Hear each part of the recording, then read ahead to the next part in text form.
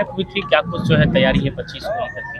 नहीं, जिस तरीके से दिल्ली में प्रचंड जीत एनडीए की हुई, जिस तरीके से महाराष्ट्र में, हरियाणा में और दिल्ली के बाद अब बिहार का आगामी विधानसभा चुनाव है, तो उसको लेकर पहले दिन से ही पूरे एनडीए के सभी पांचों घटक दल जिलावार बैठक कर रहे हैं। और ये खगड़िया में भी एक बड़ी बैठक हुई और सब एक साथ एक मत होकर बिहार में 2010 से ज़्यादा बड़ा बहुमत एनडीए को मिले, इसके लिए हम लोग सब काम कर रहे हैं। और हम लोग का ये प्रयास है, और जिस तरीके से लोगों का रुझान है, जिस तरीके से लोगों के बीच जा रहे हैं, तो लोगों का माननीय मुख्यमंत्री जी के ऊपर, माननीय प्रधानमंत्री जी के ऊपर एक अटूट विश्वास, और उस विश्वास का प्रतिफल आने वाले आगामी विधानसभा में देखने को मिलेगा।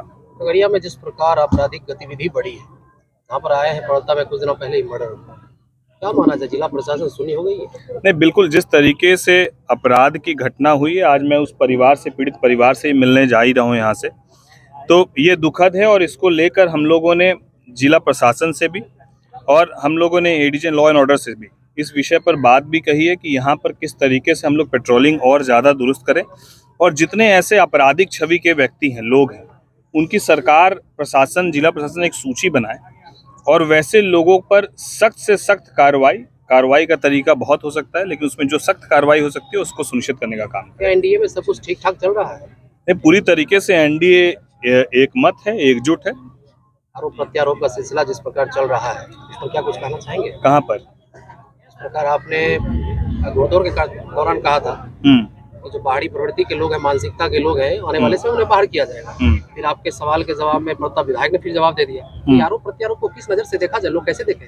नहीं, हमको लगता है कि मैंने लोकसभा चुनाव के वक्त जिस तरीके से मुझे बाहरी जो उस वक्त के प्रत्याशी थे उन्होंने कहा, मैंने उस परिप्रेक्ष्य में कहा। लेकिन यदि किसी के अंदर नासमझी है, नादानी है, तो उस पर हम लोग क्या कह सकते हैं? हमारे कहने का मकसद क्या, उनको उस बात से हमको लगता है पीड़ा नहीं है। क्या होता है कि आज हम खगड़िया लोकसभा के सांसद हैं, तो लोगों ने सेवा के लिए 5 साल का मौका दिया है कि हम लोगों की सेवा करें। और अगर हमको इस बात की गलतफहमी हो जाए कि अब 5 साल के लिए इस जगह के हम राजा हैं और हम जैसा चाहेंगे वैसा करेंगे, तो इसको नादानी और नासमझी कहे। मेरे भाषा में नादानी और नासमझी है। तो जो ऐसा सोचते हैं उनको मुबारक हो, भगवान सद्बुद्धि दे, हम लोग यही बोलेंगे। एक तरफ एनडीए की बैठक होती है और एनडीए के घटक दल के ही विधायक एक एमपी के खिलाफ मोर्चा खोल दे और बहुत सारे अपमानजनक बातों का इस्तेमाल करे, इसे कैसे देखते हैं? नहीं, ठीक है, चलिए, अब सबके अपने अपने विचार हैं, अपने अपने संस्कार हैं। हम लोग पूरे ईमानदारी से और लोगों के सामने सर झुकाकर पूरी विनम्रता के साथ लोगों की सेवा करने के लिए हम लोग यहाँ पर आए हैं, और पूरे 5 साल तक हम लोग उनकी सेवा करेंगे।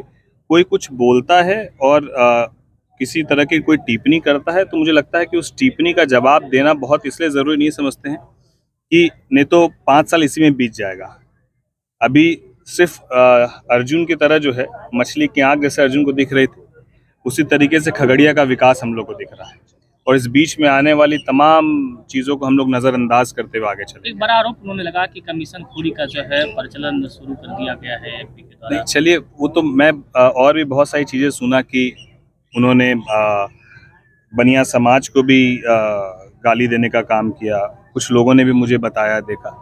तो देखिए, मुझे लगता है कि राजनीति में मेरे से ज़्यादा अनुभव उनके पास है, बावजूद इस तरह की बात वो क्यों कह रहे हैं, और एक खुले मंच पर क्यों इस भाषा का वो इस्तेमाल करते हैं जिसमें वो गाली देते हुए नज़र आते हैं। वो एक समुदाय को जो है वो गाली देते हैं, और कहीं ना कहीं वो उन्होंने कहा था कि हम शस्त्र उठा लेंगे, हम हस्तिनापुर बना देंगे, इस तरह की बात उन्होंने कही।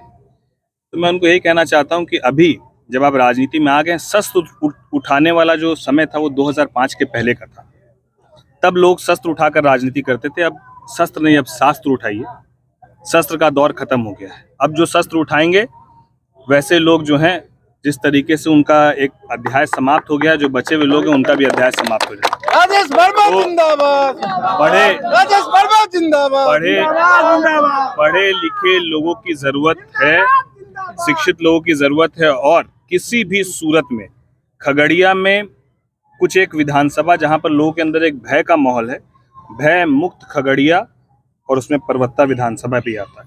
कोई हो, मेरा हमेशा ये मानना है कि गलत को कभी हम लोग प्रश्रय नहीं देंगे और सही में सही के साथ हम लोग 100% खड़े रहेंगे। तो यहाँ पर जिस तरीके से बड़ी संख्या में लोग मुलाकात करने आते हैं और लोग अपनी पीड़ा बताते हैं कि हमारी जो है ज़मीन है उसको हड़प लिया गया, हमारे ऊपर केस कर दिया गया, मेरे बेटे के ऊपर केस कर दिया गया, मेरे पति के ऊपर केस कर दिया गया, महिला जिस तरीके से रो रही है, जिस तरीके से पीड़ित है, आखिर ये दौर कब तक चलेगा?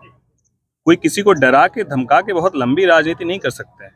मैं हमेशा इस बात को कहता हूँ, और यदि हम लोग किसी को प्रणाम करते हैं, चरण स्पर्श करते हैं, तो हमारे संस्कार है। और अगर किसी को इस बात का गलतफहमी हो जाए कि चरण स्पर्श का अर्थ कोई हमसे भय खा रहा है, तो बहुत नासमझ व्यक्ति है। और नासमझ नादान लोगों के लिए सिर्फ हमारे पास यही कहने का है कि जनता मालिक है, विनम्र होइए, अहंकार मत रहिए। और अगर आपको इतनी ही ताकत का अहंकार है तो आप एक बार इतिहास को देखिए और रावण के सोने के बने हुए महल को देखिए। एक बानर आके पूरी लंका जला के चला गया। तो आप जनता के सेवक है, जनता के सेवक बनिए। अगर आपको डर नहीं लगता तो फिर क्यों बुलेट प्रूफ गाड़ी में चलते हैं, क्यों 20 गो गाड़ी का काफिला आएगा? तो बहुत ही मतलब मैं क्या कहूँ आपको कि बहुत ही जो डरपोक कह सकते हैं ना, उस तरह के जो लोग होते हैं वो खुद को ज़्यादा बलशाली दिखाने का प्रयास करते हैं। तो हम लोग अपनी भाषा को कभी अमर्यादित नहीं करेंगे। ना मैं कभी किसी को गाली देने पर यकीन करता हूँ, ना मेरे वो संस्कार है। तो जिनके जो संस्कार है वो अपने संस्कार को पड़ोस के लोगों के बीच रख रहा है, उनको उनका संस्कार मुबारक।